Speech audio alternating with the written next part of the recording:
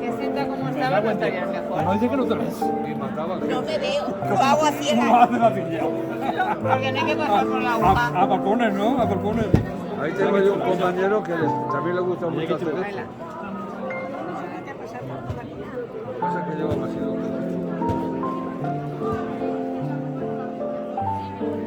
Tenía que haber alguno que hiciera allá, que hiciera flight y esas cosas, sin correo. Yo ya tengo bastante cordero. Yo recinto sí que saqué, pero recinto es eso sí que saqué. ¿Sabes también para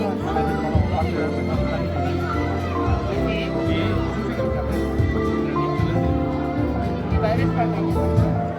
Mi padre es parmeño. ya sabéis, ¿sabes?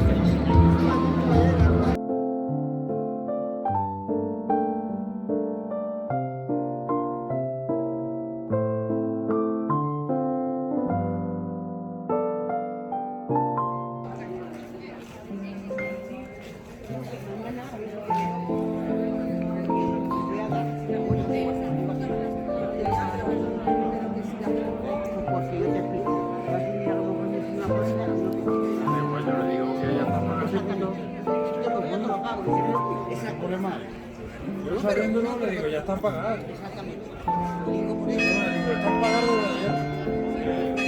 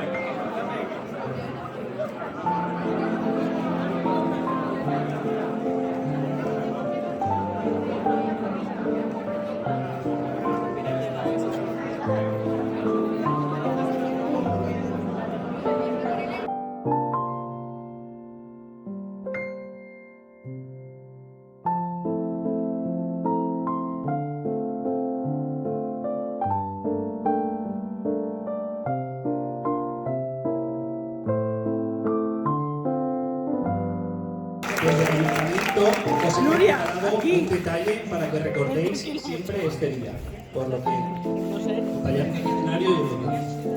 Ah, pero no iba a subir, ¿eh?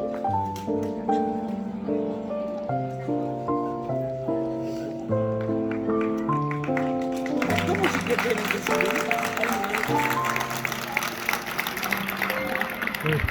Hola.